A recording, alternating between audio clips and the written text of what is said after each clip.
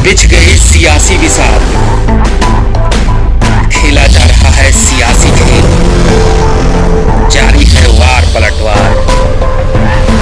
शह और मात के खेल में बनाई जा रही है रणनीति।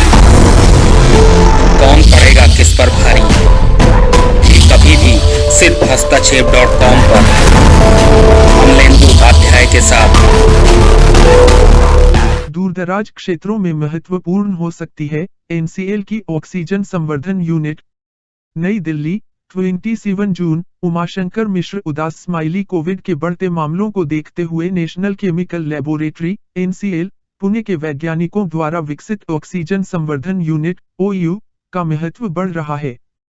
इसे विकसित करने वाले शोधकर्ताओं का कहना है कि यह एक पोर्टेबल उपकरण है जिसका उपयोग घरों, अस्पतालों और ग्रामीण तथा दूरदराज क्षेत्रों में आवश्यकता पड़ने पर किया जा सकता है।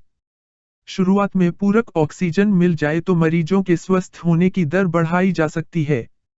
ऐसे में उन मरीजों की संख्या में भी कमी लाई सकती है जिन्हें आगे चलकर वेंटिलेटर की जरूरत पड़ती है। वेंटिलेटर पर रखे जाने के बाद भी मरीजों को इस ऑक्सीजन संवर्धन यूनिट की मदद से उपचार दिया जा सकता है। इसकी एक खूबी यह है कि इसमें ऑक्सीजन सिलेंडर की जरूरत नहीं पड़ती।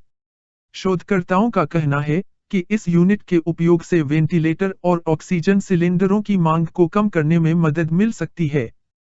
ओयू से जुड़ी प्रौद्योगिकी एनसीएल के polymer science and engineering division के वैज्ञानिकों और उनके द्वारा समर्थित स्टार्टअप कंपनी जेनरिच मेम्ब्रेन द्वारा मिलकर विकसित की गई है।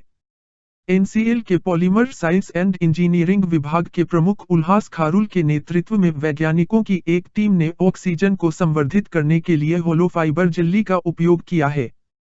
होलो फाइबर झिल्ली खोखले फाइबर के रूप में आंशिक अवरोध से युक्त एक प्रकार की कृत्रिम झिल्ली होती है। यह झिल्ली ऐसे अवरोधक की तरह काम करती है जो कुछ चीजों को तो अपने भीतर से होकर गुजरने देती है, लेकिन अन्य चीजों को रोक लेती है। इनमें अणु, आयन या अन्य छोटे कण शामिल हो सकते हैं। अस्पताल में रोगों के उपचार में काफी मात्रा में ऑक्सीजन की आवश्यकता होती है। इंटेंसिव केयर यूनिट आईसीयू और ऑपरेशन थिएटर में उपचार के दौरान मरीजों को सांस लेते समय 90% तक ऑक्सीजन की जरूरत पड़ सकती है। इसी तरह फेफड़ों से संबंधित बीमारियों के उपचार के समय 2735% ऑक्सीजन युक्त श्वसन वायु की आवश्यकता होती है। आमतौर पर वातावरण में करीब 21% ऑक्सीजन पाई जाती है। वातावरण में मौजूद हवा से ऑक्सीजन संवर्धन के लिए कुछ अन्य तकनीकों का भी उपयोग हो सकता है। 0 से 200 डिग्री सेल्सियस कम तापमान पर हवा में ऑक्सीजन का स्तर बढ़ाने के लिए उपयोग होने वाली क्रायोजेनिक निम्न तापीय तकनीक और गैसों के मिश्रण से कुछ गैसों को अलग करने के लिए उपयोग होने वाली प्रेशर स्विंग अवशोषण ऐसी ही कुछ तकनीकें हैं। लेकिन ये दोनों काफी महंगी प्रौद्योगिकी हैं। डॉक्टर खारुल और उनकी टीम द्वारा विकसित ओयू 0.515 लीटर प्रति मिनट की दर से 3540% ऑक्सीजन प्रवाहित कर सकती है।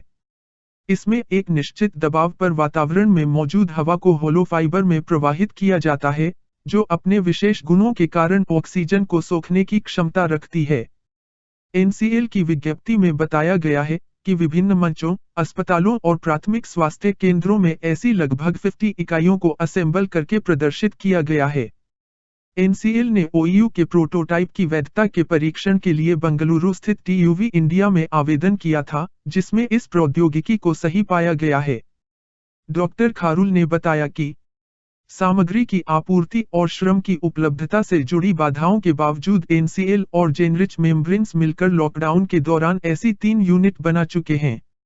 इन यूनिटों का पुणे के नायडू अस्पताल में कोविड के उन मरीजों पर परीक्षण किया जा रहा है जिनको शारीरिक क्रियाकलाप बनाए रखने के लिए पर्याप्त ऑक्सीजन की कमी से जूझना पड़ता है। एनसीएल ने ओयू के उत्पादन के लिए जेनरिच मेम्ब्रेन्स के अलावा भारत इलेक्ट्रॉनिक्स बीईएल पुणे के साथ भी करार किया है। ऑक्सीजन संवर्धन यूनिट का उत्पादन जेनरिच मेम्ब्रेन के साथ साथ भारत इलेक्ट्रॉनिक्स लिमिटेड द्वारा किया जा रहा है।